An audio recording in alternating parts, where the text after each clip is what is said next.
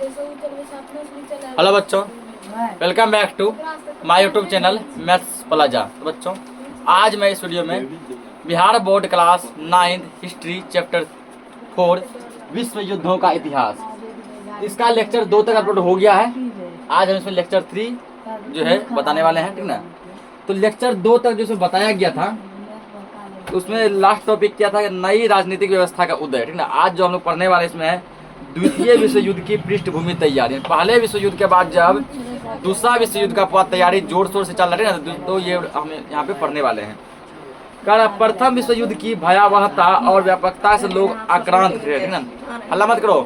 पहला विश्व युद्ध जो हुआ, लोग उसके गम को भूले तक नहीं थे। पहला विश्व युद्ध का गम जो है, मतलब भयावह दृश्य सबके लोगों में आज भी याद है, ठीक ना। किस प्रकार से लोग मारे गए थे, किस प्रकार से हजारों लाखों सैनिक क्या हुए थे, मारे गए थे, कितना अपंग हो गए, ठीक ना, कितना जो है अपाहिज हो गए।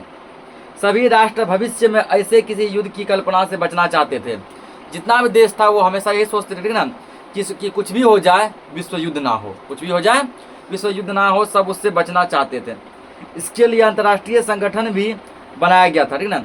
अंतर्राष्ट्रीय संगठन भी बनाया गया था कि ताकि जो वो जब विश्व युद्ध की ऐसा लगे कि लक्षण है, ठीक ना, अंतर्राष्ट्रीय संगठन उस विश्व युद्ध को रोक सके कि अब विश्व युद्ध दोबारा नहीं होगा। लेकिन वर्साय और पेरिस की संधियों ने अगले विश्व युद्ध की पृष्ठभूमि तैयार कर दी थी। लेकिन एक संधि हुआ वर्साय की संधि, और एक संधि क्या हुआ था, पेरिस की संधि, ठीक ना।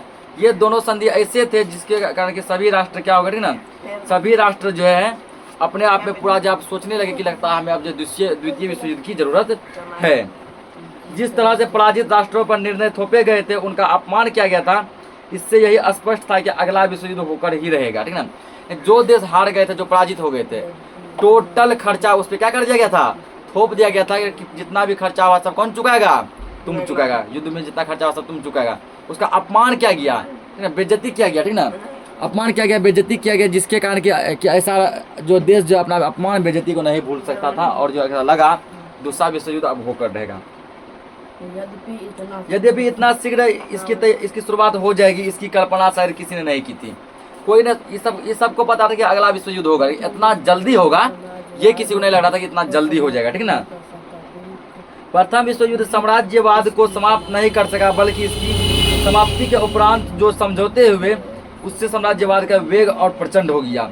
प्रथम विश्व युद्ध जो हुआ, इससे साम्राज्यवाद खत्म नहीं हुआ, बल्कि जो क्या हुआ, साम्राज्यवाद और प्रचंड और मजबूत हो गया पूरा। यद्यपि युद्ध को रोकने के लिए राष्ट्र संघ नामक अंतर्राष्ट्रीय संस्था की स्थापना की गई, परंतु यह अपनी आरंभिक छोटी मोटी सफलताओं के बावजूद भी युद्ध को रोकने में सफल नहीं हो सका। युद्ध रुक जाए, युद्ध रुक जाए, इसके लिए क्या किया गया, राष्ट्र संघ का स्थापना किया गया। कुछ समय तक जो ये सही रहा, लेकिन ये युद्ध अब लगा कि नहीं, ऐसा लक्षण लग गया अब युद्ध क्या होगा, होकर रहेगा, नहीं रुकेगा। अब यहाँ पे आगे ना द्वितीय विश्व युद्ध के बारे में। पेरिस के शांति समझौते से असंतुष्ट राज्यों ने 1936 के अंत तक इस व्यवस्था के अंतर्गत अपने कर्तव्यों से स्वयं को मुक्त कर दिया था। पेरिस की संधि में जितना भी जो फैसला लिया गया था, ठीक ना, उससे जो भी असंतुष्ट थे, यानी जो भी देश असंतुष्ट थे, जो खुश नहीं थे उस फैसले से, वो क्या किया, 1936 ईस्वी आते आते क्या किया, उस फैसले से अपने आप को आज़ाद कर लिया, ठीक ना। अब वे अपनी क्षतिपूर्ति का दावा कर रहे थे, जिसका अर्थ क्षतिपूर्ति ना होने पर केवल युद्ध ही हो सकता था।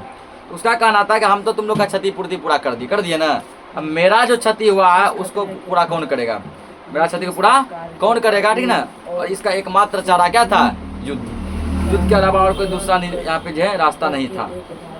एक यहाँ पूछ सकता है ना मुख्य बिंदु में कि द्वितीय विश्व युद्ध कब से कब तक चला था, ये लिख लेंगे मुख्य बिंदु।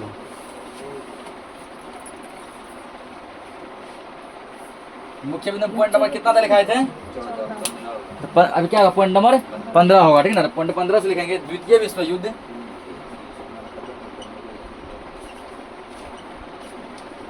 द्वितीय विश्व युद्ध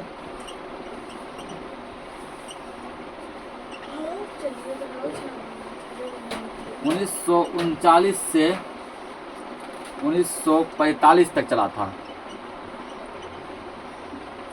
ये पहला विश्व युद्ध से भी ज़्यादा क्या था, लंबा चला था ना, 1939 से 1945 तक।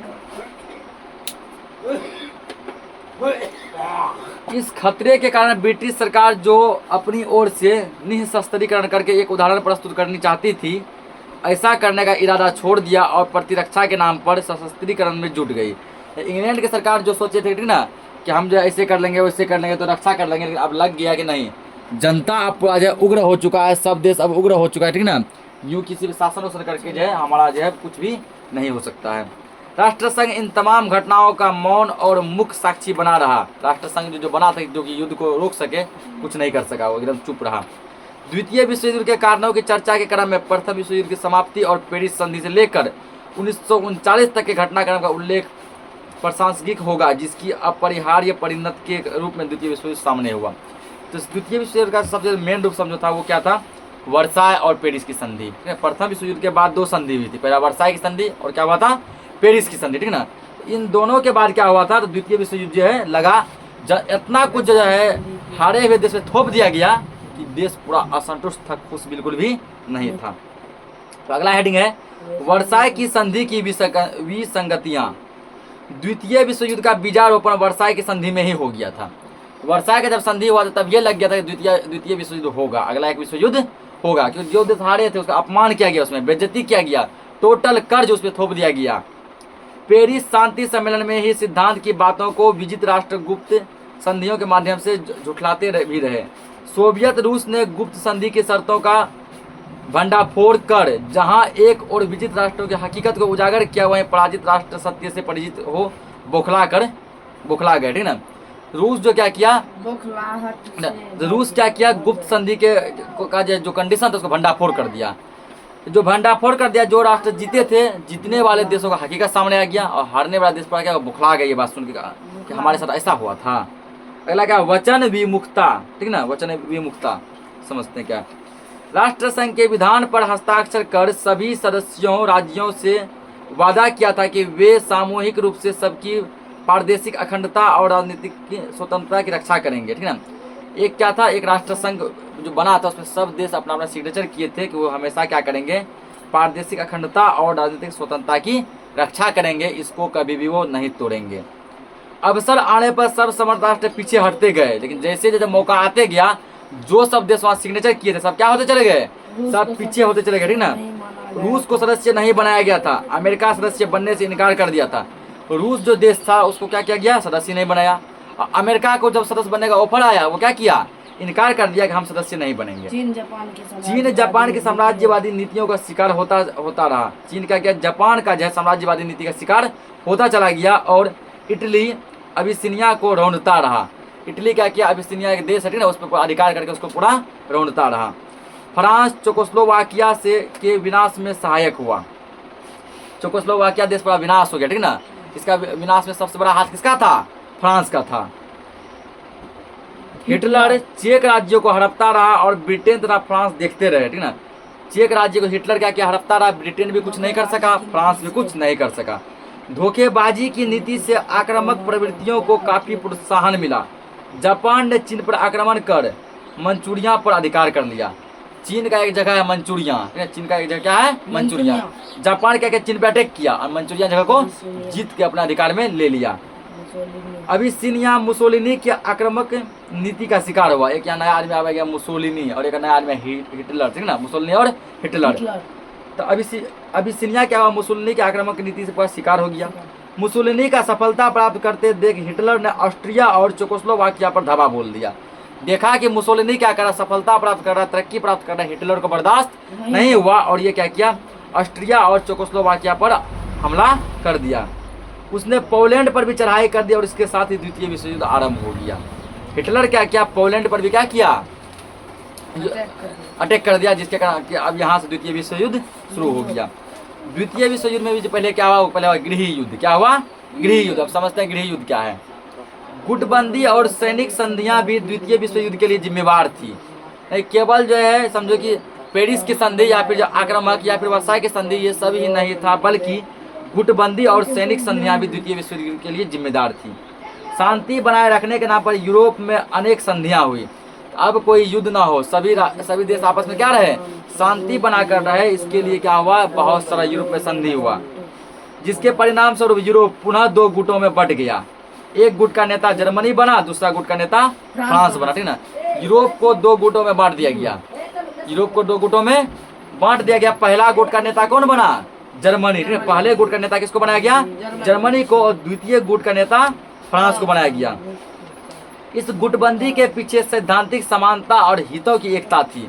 कि गुट इसलिए बना था कि सबके हित के में फैसला लेंगे, कैसे लेंगे फैसला? सबके हित में, किसी के साथ गलत नहीं हो।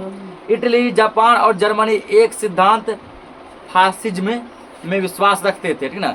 इटली, जापान और जर्मनी, ये 3 ऐसे देश हैं जो कि फासिज्म में विश्वास रखते थे और उनकी नीति भी समान रूप से प्रसारवादी थी। ये राष्ट्र वर्साई की संधि से क्षुब्ध थे और हर हाल में थोपी गई शर्तों से मुक्त होना चाहते थे। ये तीनों ऐसे देश थे, इटली, जापान, जर्मनी, जो कि वर्साई की संधि से बहुत दुखी थे। और वर्साई की संधि में जो ये लोग को इतना कर्ज डाल दिया गया, इतना बोझ डाल दिया गया, इतना अपमान बेइज्जती किया गया, ये लोग उससे क्या चाहते थे? मुक्त होना चाहते थे। इसके विपरीत फ्रांस, चेकोस्लोवाकिया, पोलैंड इत्यादि देशों के हित एक थे, क्योंकि वे वर्साई की संधि से बहुत लाभ हुआ था, ठीक ना। वर्साई की संधि से चेकोस्लोवाकिया, फ्रांस और पोलैंड को क्या हुआ था? लाभ हुआ था, उसका मत अलग था। जिसको हानि हुआ, जिस पे टोटल कुछ थोप दिया गया, उसका मत अलग था। लेकिन परिस्थितिवश उसे भी इस गुट में सम्मिलित होना पड़ा। रूस तब तक अछूता था, दोनों गुटे उसे संदेह की नजरों से देखते थे, लेकिन परिस्थितिवश जर्मनी ने रूस की ओर हाथ बढ़ाया। रूस अभी तक किसी भी गुट में नहीं गया था, ठीक है, वो केवल देख रहा था, माहौल देख रहा था। जर्मनी अपना हाथ बढ़ाया कि आओ दोस्त, मेरे ग्रुप में क्या करो, आ जाओ, मेरे ग्रुप में आ जाओ, मेरे गुट में आ जाओ।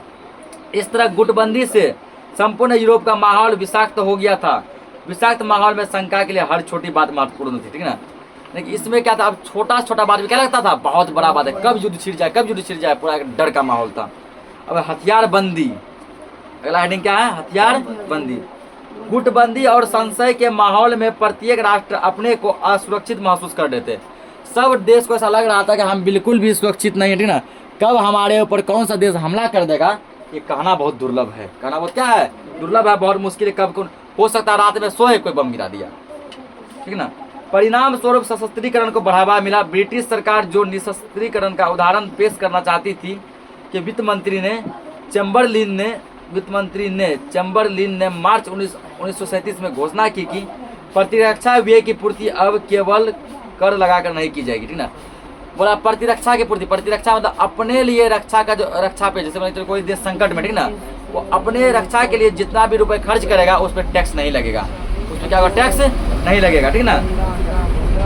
उसने इस परियोजना के लिए 40 करोड़ पाउंड का ऋण लेने तथा 5 वर्ष की अवधि में प्रतिरक्षा का 1.5 अरब पाउंड व्यय करने का प्रस्ताव दिया।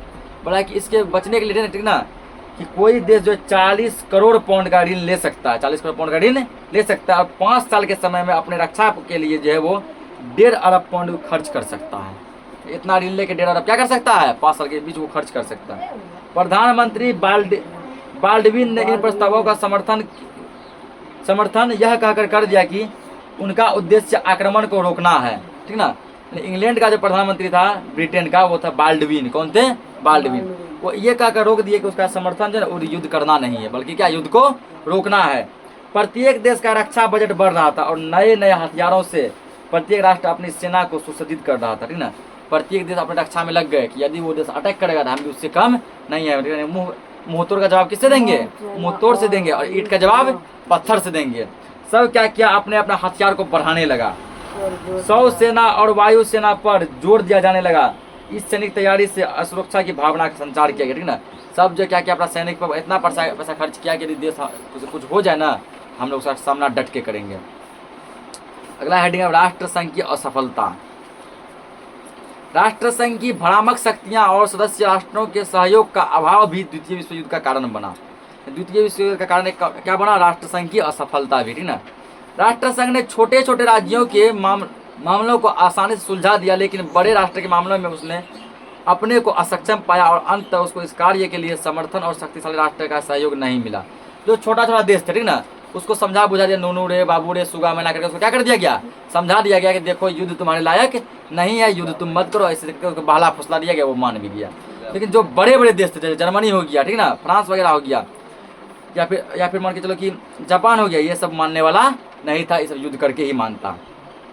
हर निर्णायक कार्रवाई की घड़ी में शक्तिशाली राष्ट्रों ने अपने निहित स्वार्थ में हाथ खड़ा कर दिया, ठीक ना।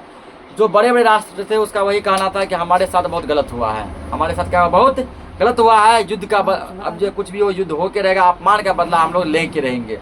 इस प्रकार राष्ट्रसंघ की असफलता ने द्वितीय विश्व युद्ध का मार्ग प्रशस्त कर दिया।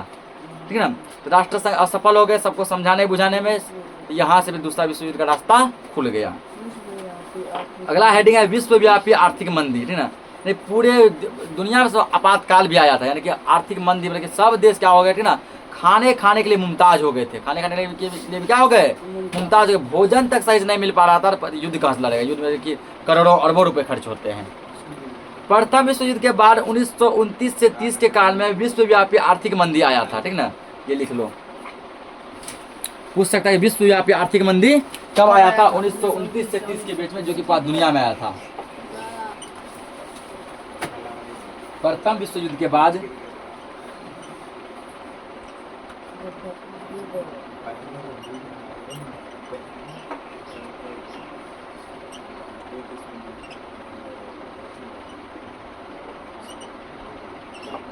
के बाद 1929 से 30 में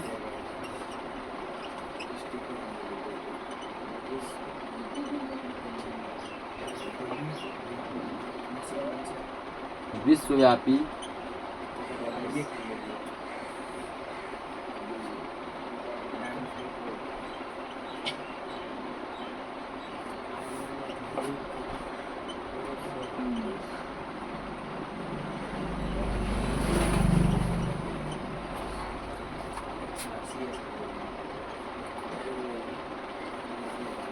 पूछेगा कि पूरे विश्व में जाए, पूरा दुनिया में विश्वव्यापी आर्थिक मंदी कब आया था, 1929 में। ठीक ना, 1929 में, जो लगभग एक साल तक चला था, मान लो एक साल या कुछ इसमें मंदी में चला गया, 29 से 30 के बीच चला था। इससे उद्धार का कोई रास्ता निकट भविष्य में दृष्टिगोचर नहीं हो रहा था। ठीक ना, प्रथम विश्व युद्ध में सभी देशों का इतना रुपए खर्च हो गया, इतना रुपए खर्च हो गया, ठीक ना, कि खाने के लिए सभी देश क्या हो गए, मुमताज हो गए, भोजन तक देश वालों को नहीं मिलने लगा। ठीक ना, और इस प्रकार पूरे देश में क्या आ गया, पूरे विश्व में विश्वव्यापी आर्थिक मंदी आ गई, एकदम मंदी आ गया, सब देश जो है ना भोजन के लिए भी तरसने लगे। 1931 में यह अपनी चरम सीमा पर पहुंच गई। 1929 के शरद काल में अमेरिका से यूरोप को ऋण मिलना बिल्कुल बंद हो जाना इस संकट की प्रथम अंतर्राष्ट्रीय अभिव्यक्ति थी। पहले अमेरिका क्या करता था, यूरोप महादेश के देशों को ऋण दिया करता था। ठीक ना, जर्मनी हो गया, इटली हो गया, फ्रांस हो गया, रूस हो गया, या जितने भी छोटे छोटे देश हैं जो कि यूरोप महादेश में थे, उसको अमेरिका क्या देता था, कर्ज देता था। लेकिन 1929 के बाद वो क्या किया, अमेरिका भी कर्ज देना मना कर दिया, कर्ज देने से इनकार कर दिया, नहीं दे पाएंगे। इसके बाद ही सारे विश्व में क्रय शक्ति का ह्रास हुआ, जिसके परिणाम स्वरूप कीमतों में व्यापक और अनिष्टकारी गिरावट हुई। बेकारी के आंकड़े हर देश में दिन दुने रात चौगुने हुए। बेकारी मतलब बेरोजगार व्यक्ति ना, सभी देश में जो है बेरोजगारों की संख्या क्या होती चली गई, बढ़ती चली गई, काम कुछ नहीं, सब बेरोजगार था। इस प्रकार पूरा क्या आ गया, विश्वव्यापी आर्थिक मंदी। अब यह नई विचारधाराओं हिटलर एवं मुसोलिनी का उदय। अब यहाँ पर दो आदमी आते हैं, एक का नाम है हिटलर, एक का नाम क्या है, मुसोलिनी। ठीक ना, एक है हिटलर, एक कौन है, मुसोलिनी। प्रथम विश्व युद्ध के बाद यूरोप में नाजीवाद और फांसीवाद का उदय हो रहा है। ये पूछता है, बहुत बार पूछा गया, ये मैट्रिक में भी कई बार पूछा। ठीक ना, कि प्रथम विश्व युद्ध के बाद यूरोप में किसका उदय हुआ, नाजीवाद का और फांसीवाद का। कभी कभी ऑप्शन में देगा ऑप्शन ए नाजीवाद, ठीक ना, ऑप्शन बी कुछ और देगा, सी कुछ और देगा, वहाँ किस पे टिक करेंगे, ऑप्शन ए नाजीवाद में। कभी कभी केवल देता फांसीवाद, तो किस पे टिक करेंगे, कभी देगा ऑप्शन ए नाजीवाद, ऑप्शन बी फांसीवाद, ऑप्शन सी दोनों, ऑप्शन डी कोई नहीं। हाँ, किस पे क्लिक करेंगे, दोनों। फिर ये पॉइंट लिखो यहाँ पे। प्रथम विश्व युद्ध में, प्रथम विश्व युद्ध के बाद, प्रथम विश्व युद्ध के बाद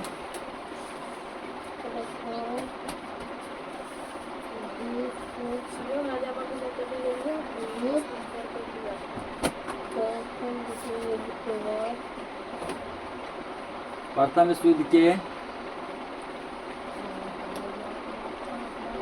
बाद यूरोप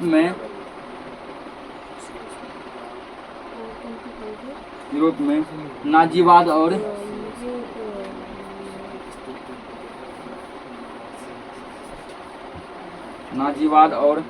फांसीवाद, नाजीवाद और फांसीवाद का उदय हुआ। पूछेगा प्रथम विश्व युद्ध के बाद जो है यूरोप में किसका उदय हुआ, नाजीवाद और फांसीवाद का उदय हुआ, नाजीवाद और फांसीवाद। इन नए सिद्धांतों के आधार पर जर्मनी में हिटलर के नेतृत्व में नाजी सरकार बनी और फांसीवाद के सिद्धांत के आधार पर मुसोलिनी के नेतृत्व में इटली में सरकार बनी, ठीक ना। यानी कि हिटलर कहाँ आया था? जर्मनी में। हिटलर कहाँ आया था? जर्मनी में, ठीक ना। मुसोलिनी कहाँ आया था? इटली में, ठीक है। ध्यान रखना, हिटलर कहाँ आया था? जर्मनी में। मुसोलिनी कहाँ आया था? इटली में, ठीक ना। तो हिटलर क्या किया? जर्मनी में नाजी सरकार का क्या किया? गठन किया, यानी कि नाजीवाद का भावना कहाँ आ गया? जर्मनी में, ठीक ना। मुसोलिनी क्या किया? मुसोलिनी इटली में फांसीवाद का क्या किया? तो गठन किया, ठीक ना। ये दोनों सिद्धांत राष्ट्र के गौरव और शक्ति पर बल देते थे। ये दोनों ऐसे सिद्धांत थे जो किसी भी देश को बल को और बढ़ाते थे। फलतः इन दोनों राष्ट्रों ने दूसरे राष्ट्र पर आक्रमण करना शुरू किया, जिससे विश्व युद्ध की परिस्थितियां पैदा हुई। इटली भी क्या किया? दूसरे देश पर आक्रमण करने लगे, जर्मनी भी दूसरे देश पर आक्रमण करने लगे, ठीक ना। इन दोनों राष्ट्रों ने राष्ट्रीय गौरव के लिए साम्राज्यवादी लिप्सा को ही आधार बनाया। जापान, जर्मनी और इटली अपने साम्राज्य का विस्तार कर अपनी आर्थिक परेशानियों को दूर करना चाहते थे और अपने राष्ट्र का नाम गौरवान्वित करना चाहते थे, ठीक ना। जापान, इटली और जर्मनी, इन सब का एक ही उद्देश्य था, क्या? अपने राष्ट्र का नाम गौरवान्वित करना, मतलब कि पूरा गर्व से ऊंचा करना, और उसके ऊपर जो परेशानी था, आर्थिक परेशानी, पैसे करोड़ की तंगी, उसको दूर करना, ठीक ना। तो हिटलर, मुसोलिनी, याद रखना कि हिटलर कहाँ आया था? जर्मनी में। मुसोलिनी कहाँ आया था? इटली में, ठीक ना। उसका नाजीवाद जो कहाँ पे लागू था? नाजीवाद कहाँ लागू था? नाजीवाद लागू था जर्मनी में। और इसको किसने लागू किया था? हिटलर ने। फांसीवाद कहाँ लागू था? इटली में। तो किसने लागू किया था? मुसोलिनी ने, ठीक ना। अब दिया है मुसोलिनी के बारे में, ठीक ना। जापान 19वीं शताब्दी के अंत तक एक शक्तिशाली और औद्योगिक देश बन चुका था। मतलब हिटलर, मुसोलिनी दोनों के बारे में दिया, ठीक ना। तो जापान क्या किया गया था? 19वीं शताब्दी आते आते बहुत ही औद्योगिक देश बन चुका था, जहाँ की सबसे अधिक क्या थे? फैक्ट्री वगैरह थे। प्रथम विश्व युद्ध के पश्चात उसे भी प्रादेशिक लाभ हुआ था। प्रथम विश्व युद्ध के बाद जापान को भी लाभ हुआ था, लेकिन उसके लिए उपनिवेश निहायत जरूरी हो गया था, जिसके कारण वह अपने साम्राज्य के विस्तार के लिए कोशिश करने लगा। उसका भी कुछ ऐसा जगह था, ठीक ना, कुछ उपनिवेश था जो उसे छीना गया था। बहुत सारे ऐसे जगह थे जो जापान जीते थे, जीता हुआ जगह उससे क्या कर लिया गया? छीन लिया गया, ठीक ना। 1931 ईस्वी में उसने चीन पर आक्रमण कर उसके एक क्षेत्र मंचूरिया पर कब्जा कर लिया, ठीक ना। उसका यह आक्रमणकारी अभियान चलता रहा और वह जर्मनी एवं इटली का सहयोगी बनकर द्वितीय विश्व युद्ध में बर्मा इत्यादि को जीतता हुआ भारत पर भी आक्रमण करने की योजना बनाने लगा, ठीक ना। यहाँ पर पहली बार किस देश का नाम आया है? भारत का नाम आया, ठीक ना। अभी तक में जो है चैप्टर 1, चैप्टर 2, चैप्टर 3 और ये चैप्टर कौन सा? 4, यहाँ तक में कहीं भारत का नाम नहीं आया, ठीक ना। यहाँ पे फर्स्ट टाइम ऐसा जहाँ भारत का नाम आया है। हल्ला मत करो। ये जापान क्या किया? जापान सबसे पहले क्या किया? 1931 में किस पे हमला किया? चाइना पे हमला किया, ठीक ना। 1931 में चाइना पे हमला किया और चाइना पे हमला करके चाइना का एक जगह मंचूरिया, चाइना का एक जगह क्या है? मंचूरिया, उस मंचूरिया को जीत लिया और उस पर कब्जा कर लिया, ठीक ना। फ्रांस क्या किया? फ्रांस ने जापान है ना, इस तरह जर्मनी, हाँ जापान 1931 में चीन पर हमला करता है और चीन का एक जगह मंचूरिया को क्या करता है? जीत लेता है और मंचूरिया पर अपना कब्जा कर लेता है। और जब पूछा जापान किसका साथ देता है? जापान इटली और जर्मनी का साथ देता है, ठीक ना। जापान इटली और जर्मनी का साथ देते हुए क्या किया? द्वितीय विश्व युद्ध में पूरा बना रहा। और एक देश है बर्मा, क्या नाम है? बर्मा पर भी क्या किया? ये आक्रमण किया, ठीक ना। बर्मा पर भी आक्रमण किया और बर्मा पर जब आक्रमण करने के बाद जब उसको जीत लिया गया, तब ये क्या किया गया, ठीक ना। तब ये जो है भारत पर आक्रमण करने का योजना बनाया। चलो अब इंडिया को भी क्या करेंगे? जीत लेंगे। इंडिया पर भी आक्रमण करने का क्या बनाया? योजना बनाया, ठीक ना। इस तरह जर्मनी, इटली और जापान की साम्राज्यवादी महत्वाकांक्षा द्वितीय विश्व युद्ध का कारण बनी रही। यहाँ पर केवल योजना बना था, ठीक ना। जापान क्या बनाया था? योजना।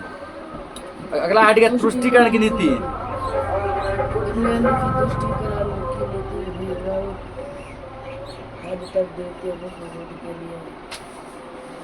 अगला इंग्लैंड की तुष्टीकरण की नीति भी बहुत हद तक द्वितीय विश्व युद्ध के लिए जिम्मेवार थी, ठीक ना। इंग्लैंड का तुष्टीकरण की नीति भी द्वितीय विश्व युद्ध का समझो कारण था। पश्चिमी पूंजीवाद देश साम्यवादी रूस को नफरत की दृष्टि से देखते थे, ठीक ना। पश्चिम के जो देश थे वो रूस को बहुत नफरत की निगाहों से देखते थे। वे चाहते थे कि हिटलर किसी भी तरह सोवियत रूस पर हमला कर दे, जिससे दोनों कमजोर हो जाए और तब वे हस्तक्षेप करके दोनों शक्ति को बर्बाद कर देंगे, ठीक है ना। इंग्लैंड का ऐसा मानना था कि हिटलर जो क्या करे, हिटलर रूस पे कब्जा कर दे रहा। हिटलर कहाँ आया था, जर्मनी में आया था ना। उसका मानना था कि हिटलर क्या करे, रूस पे कब्जा कर दे, कब्जा में हमला कर दे, क्या कर दे, हमला। अब जब हमला करेगा दोनों युद्ध में लड़ेगा, इसका भी सैनिक मारा जाएगा, उसका भी सैनिक मारा जाएगा, इसका भी पैसा खर्चा होगा, उसका भी पैसा खर्चा होगा, दोनों देश क्या हो जाएगा, कमजोर हो जाएगा। तब बीच में क्या करेगा, इंग्लैंड हमला मारेगा। ये इंग्लैंड का सोच था, ठीक ना। इंग्लैंड का क्या था, ऐसा सोच था कि हमला मार के क्या करेंगे, दोनों ही देश को एक साथ बर्बाद कर देंगे, ठीक ना। इसलिए शुरू में पश्चिम के राष्ट्र हिटलर की मांगों को स्वीकार करते रहे और तब इन लोगों ने देखा कि हिटलर की मांग और महत्वाकांक्षा बढ़ती चली गई और अपना हाथ खींचना शुरू किया। तो इसलिए ये सोच को लेकर जो है हिटलर जो सभी मांग करते थे, पश्चिमी के देश जो है, पश्चिमी यूरोप के देश, उसकी हर मांगों को पूरा करते थे, ठीक ना। उसको लगता था हिटलर की मांग को पूरा करेंगे ना, हिटलर रूस पे क्या कर देगा, हमला कर देगा, दोनों देश जैसे रूस और जर्मनी कमजोर हो जाएगा, फिर बाद में हम हमला करके दोनों को जीत लेंगे, बर्बाद कर देंगे। जब देखा कि हिटलर का मांग बढ़ता चला गया, धीरे धीरे वो लोग अपना हाथ पीछे मोड़ने लगा। तब तक देर हो चुकी थी। तुष्टीकरण की दिशा में अंतिम कदम म्यूनिख समझौता था, ठीक है। सबसे लास्ट क्या हुआ था, म्यूनिख समझौता। हिटलर सुडेनलैंड पर अधिकार करना चाहता था। इसके लिए 1938 में म्यूनिख में हिटलर और मुसोलिनी मिले, जहां इंग्लैंड और फ्रांस ने हिटलर के सुडेनलैंड पर अधिकार को मान्यता दे दी, ठीक ना। तो 1938 में पहली बार हिटलर और मुसोलिनी मिले थे। ये लिख लो, ठीक है। पूछ सकता है हिटलर और मुसोलिनी कब मिले थे, 1938 में। कहाँ मिले थे, म्यूनिख में, ठीक है ना। ये पॉइंट था अपने लेवल से इम्पोर्टेंट है।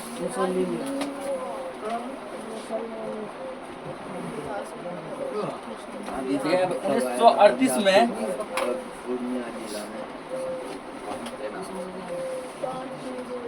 1938 ईस्वी में म्यूनिख में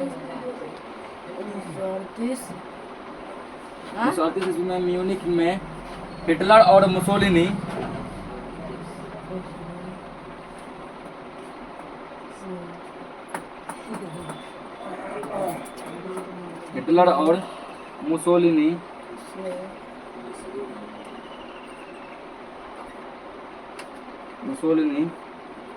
मिले थे। 1938 पूछेगा हिटलर और मुसोलिनी का मुलाकात कब हुआ था, 1938 ईस्वी में। कहाँ हुआ था, म्यूनिख में हुआ था। और 1939 में हिटलर ने पूरे चेकोस्लोवाकिया पर अधिकार कर लिया। 1939 में हिटलर क्या किया, अपने दिमाग से कूटनीति से क्या किया, पूरे चेकोस्लोवाकिया को ही जीत लिया। ऐसा नहीं कि चेकोस्लोवाकिया के एक दो क्षेत्र को नहीं, पूरा चेकोस्लोवाकिया को क्या किया, जीत लिया। उसके बाद उसने डेनजिंग बंदरगाह और पोलिस गलियारों की मांग पोलैंड से की। उसके बाद पोलैंड को बोला कि पोलैंड को कि हिटलर के हम लोग डेनजिंग बंदरगाह चाहिए और क्या चाहिए, और पोलिस गलियारों चाहिए। पोलैंड इसके लिए तैयार नहीं हुआ। पोलैंड बोला ये हम तुमको नहीं दे सकते हैं, ये हम तुमको नहीं दे सकते हैं, जिसकी वजह से जर्मनी ने पोलैंड पर आक्रमण कर दिया। जर्मनी मतलब कि हिटलर, ठीक ना। हिटलर क्या किया, पोलैंड पर भी आक्रमण कर दिया। अब है अगला हेडिंग, युद्ध का आरंभ और घटनाक्रम। युद्ध का आरंभ और घटनाक्रम, ठीक ना। 1 सितंबर 1939 को जैसे ही जर्मनी ने पोलैंड पर आक्रमण कर दिया, इसके साथ ही द्वितीय विश्व युद्ध शुरू हो गया। पूछेगा द्वितीय विश्व युद्ध कब शुरू हुआ था, 1 सितंबर 1939 को।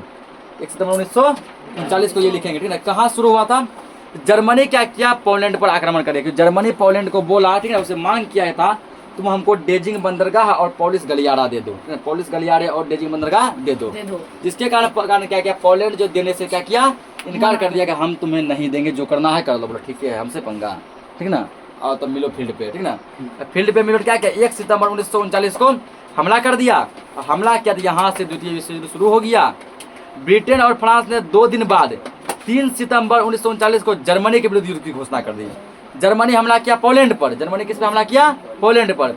और उसके 2 दिन के बाद, 1 तारीख के 2 दिन के बाद क्या किया, ब्रिटेन और फ्रांस ने 3 सितंबर को क्या किया, जर्मनी पर युद्ध की घोषणा कर दी। एक पॉइंट यहाँ लिखेंगे, ठीक ना। तो अगला पॉइंट यहाँ लिखेंगे, कितना 9 पॉइंट होगा, 18 की 19 होते 19 नंबर देखो, ठीक ना।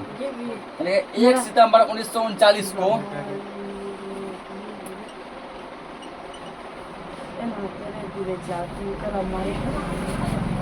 1 सितंबर 1939 1939 को जैसे ही जर्मनी ने पोलैंड पर आक्रमण कर दिया, 1 सितंबर 1939 जर्मनी ने पोलैंड पर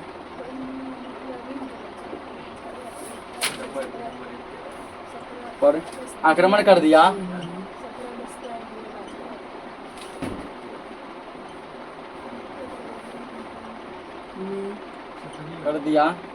इसके साथ ही पोलैंड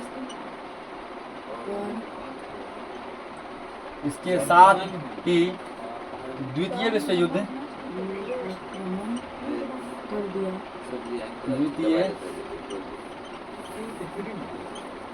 दिया विश्व युद्ध शुरू हो गया। इसके साथ ही तो द्वितीय विश्व युद्ध कब शुरू हुआ था? 1 सितंबर 1939 को। किस घटना से? जर्मनी क्या किया था? पोलैंड पर आक्रमण कर दिया था। इस घटना से खींचने दो, ठीक ना। तो शुरू हो गया। आगे देखो फिर रूस अपनी सुरक्षा के लिए बाल्टिक के 3 राज्यों एस्टोनिया, लैटविया और लिथुआनिया पर अपना प्रभाव जमाना चाहता था, ठीक ना। रूस क्या अपनी सुरक्षा के लिए, अपने आप को बचाने के लिए बाल्टिक का 3 राज्य था, ठीक ना, एक था एस्टोनिया, लैटविया और लिथुआनिया पर अपना अधिकार करना चाहता था। सितंबर अक्टूबर के महीनों में ऊपर ये तीनों देश के विदेश मंत्रियों को मॉस्को बुलाया और 3 विदेश मंत्रियों ने सोवियत संघ के पारस्परिक सहयोग की संधि कर ली। यानी कि रूस का राजधानी कहाँ है? मॉस्को, ठीक ना, रूस का मॉस्को। सबको मॉस्को बुलाया गया, तीनों के विदेश मंत्रियों, तीनों से मिला और क्या क्या एक संधि किया। इस संधि के अनुसार सोवियत संघ के उपर्युक्त तीनों राज्यों में सेना रखने की अनुमति मिल गई। इस संधि में यह घोषणा किया गया, ठीक ना, कि रूस अपना सेना को जो है इन तीनों देशों में क्या कर सकता है? रख सकता है। बदले में सोवियत संघ ने इन राज्यों की प्रादेशिक अखंडता को बनाए रखने का वादा किया। रूस वादा किया, तुम हमको अपना राज्य में सैनिक रखने दो, हम तुमको कुछ नहीं होने देंगे, तुम जैसा है वैसा ही रहेगा, ठीक ना। कोई तुम पे कब्जा करेगा तो मेरा सैनिक उससे लड़ेगा। फिनलैंड पर अपना प्रभाव रखना रूस अपनी सुरक्षा के लिए आवश्यक समझता था। रूस का ऐसा मानना था कि यदि खुद को बचाना है ना, तो फिनलैंड पर भी अपना प्रभाव रखना पड़ेगा, फिनलैंड पर अपना दबदबा रखना पड़ेगा। रूस और फिनलैंड में इस विषय पर वार्ता चल रही थी, लेकिन इसी बीच दोनों में वार्ता भंग हो गई और सोवियत संघ ने फिनलैंड पर आक्रमण कर दिया। दोनों विचार विमर्श करिए रहे थे हम लोग आपस में काहे लड़ रहे हैं, लेकिन कुछ ऐसा टकराव आ गया, कुछ ऐसा बात हुआ, ठीक ना, कि दोनों आपस में फिर क्या करने लगे? लड़ने लगे। 12 मार्च 1940 को फिनलैंड ने आत्मसमर्पण कर दिया। जब दोनों में जब भयंकर लड़ाई झगड़ा सब हुआ तो 12 मार्च 1940 को क्या हुआ? फिनलैंड हाथ खड़ा करे, जय हिंद, ठीक ना, बोला अब हम युद्ध और नहीं कर पाएंगे, हम अपने आप को आपके समर्पण करते हैं। उसी दिन फिनलैंड और सोवियत संघ में एक संधि हुई, जिसके अनुसार सोवियत रूस को वे सारी सुविधाएं प्राप्त हो गई जिसको वह अपनी सुरक्षा के लिए आवश्यक समझता था। तो रूस बोला हम तो युद्ध करेंगे, हम चाहते हैं, अगर तुम चाहते हो युद्ध से बचने के लिए तो हम जो सब बात बोलेंगे तुमको मानना पड़ेगा। तो फिनलैंड बोला ठीक है, जैसा जैसे बात बोलते गया सब वो बोला स्वीकार करते गया। तो यहाँ पे क्या हुआ? एक बॉन्ड पेपर बना। अगला दिया 9 अप्रैल 1940 को जर्मनी ने नॉर्वे और डेनमार्क को हराया, उसकी सेना आगे बढ़ने लगी, ठीक ना। तो क्या किया? तो दोनों जर्मनी का युद्ध हुआ नॉर्वे से और जर्मनी का युद्ध किससे हुआ? डेनमार्क से, ठीक ना। 9 अप्रैल 1940 को जर्मनी क्या किया? नॉर्वे और डेनमार्क दोनों को पराजित कर दिया। जून 1940 तक बेल्जियम और फ्रांस पर कब्जा जमा लिया। कौन? जर्मनी, ठीक ना। जर्मनी हार नहीं माना। 9 अप्रैल 1940 को क्या किया? तो नॉर्वे और डेनमार्क को हरा दिया। वहां से आगे बढ़ते चले गए। फिर अप्रैल के बाद जब आगे जून आया, जून 1940 तक बेल्जियम और फ्रांस पर भी अपना कब्जा कर दिया। फिर 22 जून 1940 को फ्रांस ने आत्मसमर्पण कर दिया। फ्रांस जैसा जितना शक्तिशाली देश जो है वो भी क्या किया? 22 जून 1940 को जर्मनी के सामने अपना हाथ खड़ा कर जय हिंद। क्या बोला? अब हम नहीं जीत पाएंगे, अब हम नहीं जीत पाएंगे, आप हमको माफ करो, ठीक ना। इसी बीच इटली भी जर्मनी के और युद्ध में शामिल हो गया। अब क्या किया? इटली भी जर्मनी की तरफ क्या किया? युद्ध में शामिल हो गया। रूस पर आक्रमण 22 जून 1941 को, 22 जून 1940 जब फ्रांस ने आत्मसमर्पण कर दिया तो उसके 1 साल बाद पूरा 22 जून 1941 को जर्मनी ने रूस पर आक्रमण किया और एक बड़े भूभाग को अपने कब्जे में ले लिया। तो पूछेगा जर्मनी ने रूस पर आक्रमण कब किया था? 22 जून 1941 को, और रूस का एक बहुत बड़ा हिस्सा जीत लिया, ठीक ना। जर्मनी इतना अपमान हुआ था ना, ये बोला जब तक क्या करेंगे, जब तक तोड़ेंगे नहीं तब तक छोड़ेंगे, ठीक ना। ये बहुत गुस्से में था। तो पहला विश्व युद्ध में टोटल जिम्मेवार किसको ठहराया गया था? जर्मनी को, क्योंकि जर्मनी क्या हो गया था, हार अथी जर्मनी पराजित हो गया था। जर्मनी जो पहला विश्व युद्ध में हार गया, ठीक ना। ये जितना भी खर्चा जाता वो सब खर्चा किस पे लादा गया, जर्मनी पे। हल्ला मत करो, टोटल खर्चा किस पे लाद दिया गया था, जर्मनी पे। उसका अपमान किया गया, बेइज्जती किया गया, ठीक ना। उसको भरी महफिल में क्या किया गया, मजाक बनाया गया। टोटल खर्च उस पर लाद दिया गया, बेचारा उस पर टैक्स लाद दिया गया, कर लाद दिया, ठीक ना। वो सोचा कि अपमान का बदला लेंगे और जब तक तोड़ेंगे नहीं तब तक छोड़ेंगे नहीं, ठीक ना। इस प्रकार वो तो कभी हिम्मत नहीं हारा, एक को हरा हरा कर आगे बढ़ते जा रहा है। जर्मनी कल को मर गो चा मार दो। नॉर्वे, डेनमार्क, फ्रांस जैसे देश को हराते चला गया, यहाँ तक कि रूस, बेल्जियम को हरा दिया, ठीक ना। रूस तक पे कब्जा कर लिया। देख 22 जून 1941 को 1941 को जर्मनी ने रूस पर आक्रमण किया,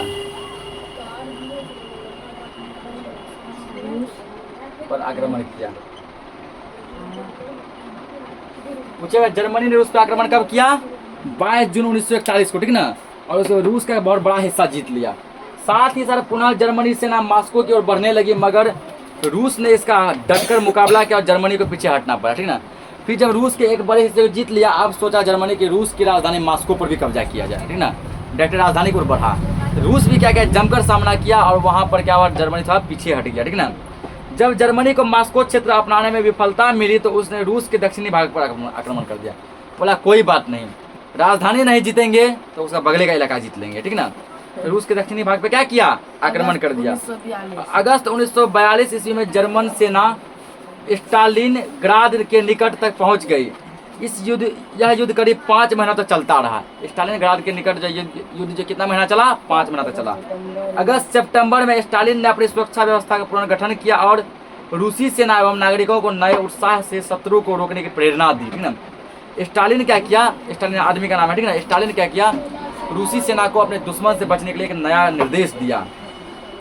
आगे ब्रिटिश प्रधानमंत्री विंस्टन चर्चिल ने रूस जाकर स्टालिन को मित्र राष्ट्रों की योजना समझाई और इसकी स्वीकृति प्राप्त कर ली। ब्रिटेन यानी इंग्लैंड को भी लगा कि युद्ध कभी भी हमारी तरफ भी आ सकता है। वो क्या किया, रूस गया। तो पूछेगा कि ठीक ना, कि द्वितीय विश्व युद्ध के समय ब्रिटेन का प्रधानमंत्री कौन था, विंस्टन चर्चिल, ठीक ना। द्वितीय विश्व युद्ध के समय ब्रिटेन का प्रधानमंत्री विंस्टन चर्चिल वो रूस गया, स्टालिन से मिला, ठीक ना, और वहाँ पे एक योजना बनाया। तदुपरांत रूसी सेनाओं ने जर्मनी के विरुद्ध प्रबल प्रत्याक्रमण आरंभ कर दिए। अंततः फरवरी में रूस की सेना जर्मनी को हराने में सफल हुई। अंततः फरवरी महीना फरवरी 1943 में क्या किया, तो रूस ने जर्मनी की सेना को हरा दिया। फरवरी 1943 में हजारों जर्मन अफसर और सैनिकों के ने आत्मसमर्पण कर दिया, ठीक ना। बहुत सारे हजारों सैनिक ऐसे थे, हजारों बड़े बड़े अफसर थे जो कि रूस के सामने अपना घुटना टेक दिया कि हम अब आपसे युद्ध नहीं कर पाएंगे, ठीक ना। अगला हेडिंग दिया है जापान द्वारा पर्ल हार्बर पर आक्रमण, ठीक ना। जापान ने 7 सितंबर 1941 को हवाई द्वीप स्थित पर्ल हार्बर के अमेरिकी नौसैनिक अड्डों पर जबरदस्त हमला कर दिया था, ठीक ना। तो पूछेगा कि जापान ने अमेरिकी नौसैनिक अड्डे पर कब हमला किया था, 7 अगस्त 1941 को, ठीक ना। इसके कारण अमेरिका का प्रशांत महासागर स्थित बेड़ा जो वहाँ रखा गया था वो तहस नहस हो गया। प्रशांत महासागर में अमेरिका जो अपना बेड़ा रखा था, ठीक ना, वो क्या हो गया, एकदम तहस नहस हो गया। जिसकी वजह से अमेरिका ने 8 सितंबर 1941 को जापान के विरुद्ध युद्ध की घोषणा कर दी। अमेरिका बोला तुमसे हम कम है क्या, ठीक ना, तुमसे हम कम नहीं है, कोई किसी से कम नहीं, ठीक है। 7 सितंबर को क्या किया, तो जापान जो है इसके हवाई अड्डे को तहस नहस किया, ठीक ना। उसके बाद 8 दिसंबर 1941 को अमेरिका क्या किया, जापान के विरुद्ध में युद्ध की घोषणा कर दी। उसके बाद जर्मनी और इटली ने अमेरिका के खिलाफ युद्ध की घोषणा कर दी। अमेरिका किस पे युद्ध की घोषणा किया, जापान पे, ना। अमेरिका जापान पे हमला किया, जर्मनी इटली अमेरिका पे हमला कर दिया, ठीक ना। अमेरिका के युद्ध में शामिल होने के बाद अमेरिकी महाद्वीप के सारे देश जर्मनी, इटली और जापान धुरी राष्ट्रों के विरुद्ध में शामिल हो गए, ठीक ना। पूछता धुरी राष्ट्र में कौन कौन से देश शामिल थे, यानी कि जर्मनी, इटली और जापान। ये पॉइंट लिखेंगे, पूछता है। फंसा लिया थे अमेरिका को। रुको, तुम हीरो बनता है बेसी तुम। बहुत हीरो बनता है। या धुरी राष्ट्र में जर्मनी,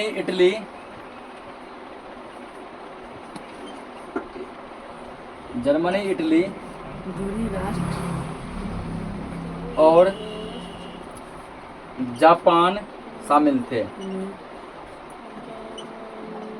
जर्मनी, जापान शामिल, इसको अमेरिका के बीच में फंसा दिया, ठीक ना। अब यहाँ आ गया दूसरा मोर्चा। यूरोप में 1942 ईस्वी के बाद जर्मन और सोवियत संघ के बीच घमासान लड़ाई हुई, ठीक ना। जर्मनी और रूस के बीच क्या बहुत भयंकर लड़ाई हुआ। इसमें जर्मनी बुरी तरह पराजित हो गया। यहाँ पे जर्मनी को फिर हार का सामना करना पड़ गया, ठीक ना। जर्मन के इस पराजय में द्वितीय मोर्चा का महत्वपूर्ण भूमिका रही। द्वितीय मोर्चे में अमेरिका, इंग्लैंड, रूस और फ्रांस आते थे, ठीक ना। द्वितीय मोर्चे में कौन कौन से देश आते थे? तो अमेरिका, इंग्लैंड, रूस और फ्रांस, ये सब देश आते थे, ठीक ना। ये सब मिलकर जर्मनी को पराजित करने का प्रयास किया, यानी कि उधर एक तरफ इतना देश मिल गए, अमेरिका, इंग्लैंड, रूस और फ्रांस, ठीक ना। उधर जर्मनी अकेले। और 6 जून 1944 को जर्मन सेना परास्त हो गई। फाइनली 6 जून 1944 को जर्मनी का सेना क्या हो गया? हार गया, ठीक ना। इसके पहले ही इटली पूर्णतः पराजित हो मित्र राष्ट्रों से संधि कर चुका था। इटली जो जर्मनी के पराजित होने से, जर्मनी के हारने से पहले इटली हार चुका था। वो मित्र राष्ट्रों से जाके क्या कर चुका था? संधि, दोस्ती कर चुका था। 7 मई 1945 ईस्वी को जापान ने आत्मसमर्पण कर दिया। 7 मई 1945 को जापान बोल दिया भैया अब नहीं, जय हिंद, अब हमसे युद्ध नहीं होगा, अपना वो हाथ खड़ा कर दिया। मित्र राष्ट्र ने जुलाई 1945 में जापान पर भीषण आक्रमण किया, ठीक ना। यानी कि इसके ये मई में अपना हाथ खड़ा कर दिया कि अब हम युद्ध नहीं करेंगे। फिर भी हाथ खड़ा करने के बाद मित्र राष्ट्र क्या किए? जुलाई मई में हाथ खड़ा कर दिया, आप नहीं जीत पाएंगे। फिर भी जुलाई में इस पर जबरदस्त हमला किया, ठीक है ना, हाथ खड़ा करने के बाद। 6 अगस्त 1945 को अमेरिका ने युद्ध के दौरान अत्यधिक विकसित हथियार एटम बम जापान के हिरोशिमा नामक पर गिरा दिए थे, ठीक ना। पहली बार युद्ध में, जब द्वितीय विश्व युद्ध में एटम बम का प्रयोग किया गया था, जो कौन गिराया था? अमेरिका गिराया था। बहुत ही इंपॉर्टेंट क्वेश्चन है, चाहे 9th रहे, 10th रहे, ठीक ना, 11th रहे, 12th रहे, या कोई भी बड़ा से बड़ा कंपटीशन एग्जाम रहे, सब पर पूछता है कि अमेरिका ने जापान पर जो है परमाणु बम कब गिराया था, ठीक ना। एटम बम को हिंदी में क्या कहते हैं? परमाणु बम कहते हैं, ठीक है। कब गिराया था? 6 अगस्त 1945 को। पूछता है कि अमेरिका ने जापान के किस इलाके पर परमाणु बम गिराया था? तो वो इलाका क्या था? वो इलाका था हिरोशिमा। क्या था? हिरोशिमा। इस पर जो है एक बहुत बड़े कोई कवि है, ठीक ना, कवि का फिलहाल नाम याद नहीं है। वो हिरोशिमा पर एक कविता भी लिखे हैं, जो कि तुम लोग को क्लास 10th के हिंदी में पढ़ना है, ठीक ना। क्लास 10 की हिंदी में दिया गया, तो यहाँ लिखेंगे। अब अगला पॉइंट, अमेरिका ने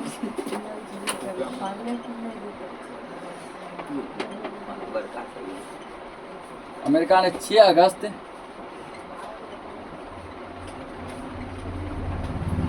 1945 को जापान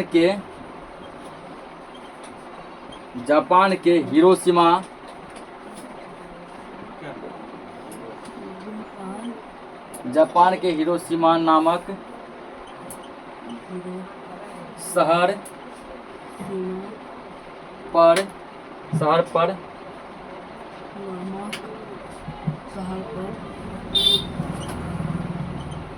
परमाणु बम, ब्रैकेट में इंग्लिश में इसको एटम बम भी कहते हैं, ठीक ना। कि परमाणु को इंग्लिश में क्या कहते हैं? एटम। परमाणु को इंग्लिश में क्या कहते हैं? एटम। बम को क्या कहते हैं? बम ही कहते हैं, दोनों नाम इंग्लिश में। परमाणु बम हिंदी नाम है, एटम बम इंग्लिश नाम है। एटम बम गिराया था, ठीक ना। एटम बम गिराया, यहाँ से क्या हुआ? यहाँ से हिरोशिमा का नामो निशान मिट गया, ठीक ना। ऐसा ये बहुत खतरनाक, ये जो खतरनाक बम था कि पूरे हिरोशिमा का क्या हो गया? नामो निशान मिट गया, ठीक ना, नामो निशान मिट गया। और और इस बम का असर जो है जापान के हिरोशिमा पे आज भी देखने को मिल रहा है, जबकि 1945 में ही गिराया गया, ठीक ना। आज भी जो हिरोशिमा में जो नए बच्चे पैदा होते हैं, लंगड़ा, बौका, गूंगा, बहरा, कान्हा, चोना, ऐसे सब बच्चे आज जन्म लेते हैं, ठीक ना। ऐसा ये बहुत ही घातक, ऐसा खतरनाक बम था कि इसका असर वहाँ पर जो है कि पूरा मिट्टी में वो घुल गया पूरा ना। जहर पर मिट्टी में कण में क्या हो गया? घुल गया। आज भी इसका असर देखने को मिलता है। और इसके 3 दिन बाद दूसरा एटम बम फिर क्या किया? 9 अगस्त 1945 को नागासाकी शहर पर गिराया, जापान में ही, ठीक ना। जापान में ही क्या किया? 9 अगस्त 1945 को दूसरा बम गिराया। ये 9 अगस्त 1945 को 3 दिन बाद, ठीक है ना, यहाँ लिखेंगे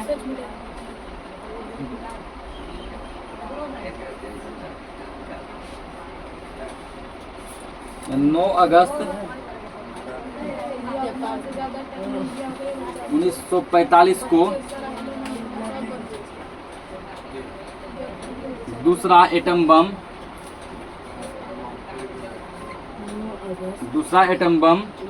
ठीक ना, नागासाकी, ये भी ध्यान रखना, ये भी जापान का ही जगह है, ठीक ना। नागासाकी पर, एटम बम, नागासाकी शहर पर एटम बम, एटम अंग्रेजी नाम है, समझ गया ना, हाँ हाँ, गिराया गया। नागासाकी शहर गिराया गया, ठीक ना। तो उससे जापान के सामने आत्मसमर्पण के सिवा अब कोई विकल्प नहीं बचा। बेचारा तबाह हो चुका, अब इसके बाद हाथ खड़ा करने के अलावा कुछ नहीं बचा। और जापान ने 2 सितंबर 1945 को आत्मसमर्पण कर दिया। इसके साथ ही द्वितीय विश्व युद्ध समाप्त हो गया, ठीक ना। तो पूछता है एक और कि द्वितीय विश्व युद्ध कब समाप्त हुआ? 2 सितंबर 2 सितंबर, ये पॉइंट इम्पोर्टेंट है, ठीक ना। द्वितीय विश्व युद्ध कब समाप्त हुआ, ये लास्ट पॉइंट बनेगा यहाँ पे।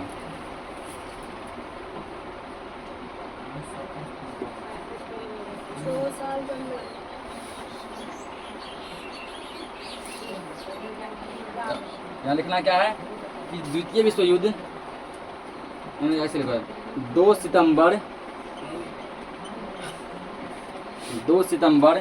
1945 को 2 सितंबर 1945 को, ठीक ना, द्वितीय विश्व